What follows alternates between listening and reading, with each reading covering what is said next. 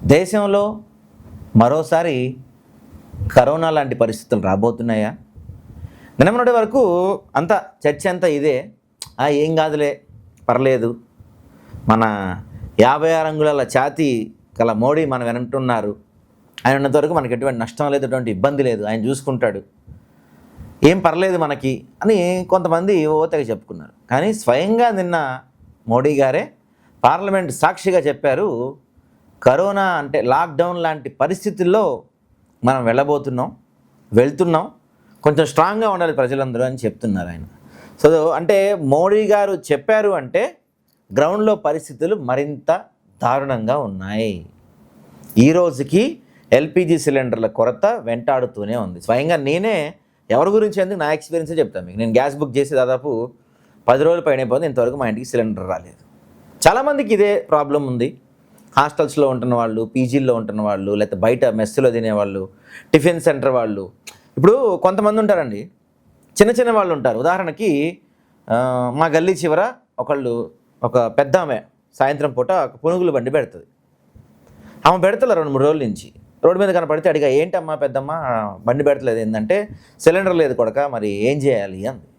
మరి ఎట్లా గడుస్తుందంటే, ఏం చేస్తాం, ఇల్లు గడుస్తలేదు, గవర్నమెంట్ ఇచ్చిన రేషన్ బియ్యంతో బియ్యం పెట్టుకొని, ఆ బియ్యం పెట్టుకొని కూడా గ్యాస్ లేక కట్టెల పొయ్యి మీద బియ్యం పెట్టుకొని వేసుకొని తింటున్నాము, పచ్చడి వేసుకొని తింటున్నాము అని చెప్తున్న పరిస్థితి ఉంది. ఇదొకటి పాయింట్, ఇది గుర్తుపెట్టుకోండి. సెకండ్ పాయింట్ ఏంటంటే, సిఎన్జి కొరత భయంకరంగా ఉంది. ఈ సిఎన్జితో నడిచే ఆటోలు అయితే ఆల్మోస్ట్ పక్కన పెట్టేసారు కదా. మరి మిగతా ఆటోలు, క్యాబుల పరిస్థితి కూడా అలానే ఉంది. ఎందుకో తెలుసా? మీకు తెలిసే ఉంటుందేమో, హైదరాబాద్లో చాలా పెట్రోల్ బంకులు క్లోజ్ చేసేసారు. తెలుసా మీకు ఈ విషయం? ఇదేది మన ప్రభుత్వాలు, మన మీడియా మనకి చెప్పట్ల. మన మీడియాలు ఇవన్నీ కూడా వేరే పనుల్లో బిజీగా ఉంది. చాలా పెట్రోల్ బంక్స్ మూసేశారు. ఒక పక్కన గవర్నమెంట్ ఏమో పెట్రోల్ షార్టేజ్ లేదు, మనకి విపరీతంగా పెట్రోల్ ఉందని చెప్తుంది. మరి ఎందుకు మూసేశారు? పెట్రోల్ డీలర్లు గతంలో ఏం చేసేవాళ్ళు అంటే, ఫర్ ఎగ్జాంపుల్ చెప్తున్నా మీకు నేను అర్థమయ్యే భాషలో, గతంలో ఏం చెప్పేవాళ్ళంటే, పెట్రోలు ఒక లారీ, దాన్ని ఒక ట్యాంకర్ పెట్రోల్ తీసుకెళ్తున్నాము, తర్వాత డబ్బులు ఇస్తామని చెప్పి ఉద్దర తీసుకెళ్ళేవాళ్ళు అనమాట. ఇది జరిగేది, ఇవాళ నిన్న మొదలైంది కాదు, ఒక 20-30 ఏళ్ళ నుంచి జరుగుతున్న పద్ధతి ఇది. ఇప్పుడు ఏం చేస్తాను, అట్లా ఒప్పుకోవట్లేదంట. ఎవరైతే డీలర్లు ఉంటారో, నువ్వు డబ్బులు కట్టి ట్యాంకర్ తీసుకుపో అని చెప్తున్నారంట. మరి ఈ పరిస్థితులు ఎందుకు వచ్చినాయి? మనం గతంలో రష్యా ఉక్రెయిన్ యుద్ధం జరుగుతున్నప్పుడు రష్యా నుంచి ఎవరు క్రూడ్ ఆయిల్ కొనొద్దని చెప్పి ప్రపంచ దేశాలని మొత్తం బ్యాన్ చేసినప్పుడు మనం రష్యా నుంచి క్రూడ్ ఆయిల్ కొన్నాం. మనకి తక్కువ రేటుకి వచ్చింది, అప్పుడు విపరీతంగా కొన్నాం మనం, అప్పుడు నిల్వ ఉంది. మరి అదంతా ఎటుపోయింది? ఇప్పుడు యుద్ధం స్టార్ట్ అయ్యి, అక్కడెక్కడ యుద్ధం స్టార్ట్ అయ్యి క్రూడ్ ఆయిల్ ఆగిపోగానే మనం పెట్రోల్ పైన, డీజిల్ పైన, గ్యాస్ పైన రేట్లు పెంచేసాం కదా. సరే, గ్యాస్ నిల్వలు అంటే మన దగ్గర లేవు, ఓకే. మరి పెట్రోల్, డీజిల్, క్రూడ్ ఆయిల్ విపరీతంగా నిల్వలు ఉన్నాయి కదా మన దగ్గర. మరి అక్కడ ఇబ్బంది రాగానే వెంటనే రేట్లు ఎందుకు పెంచేశారు?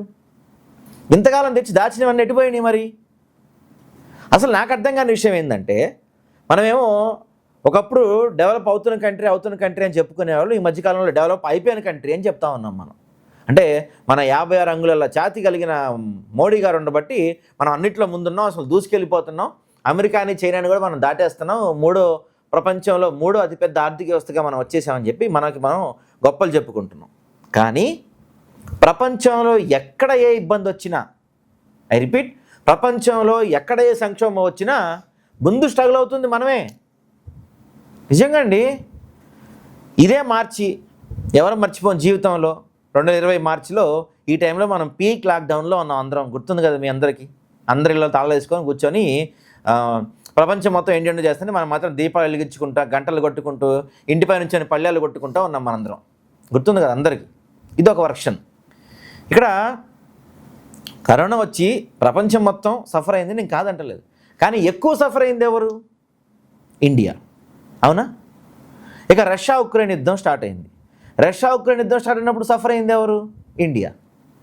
ఇవాళ ఇరాన్కి, ఇజ్రాయెల్కి, అమెరికాకి మధ్య యుద్ధం నడుస్తుంది. దాంట్లో సఫర్ అవుతుంది ఎవరు? మనమే.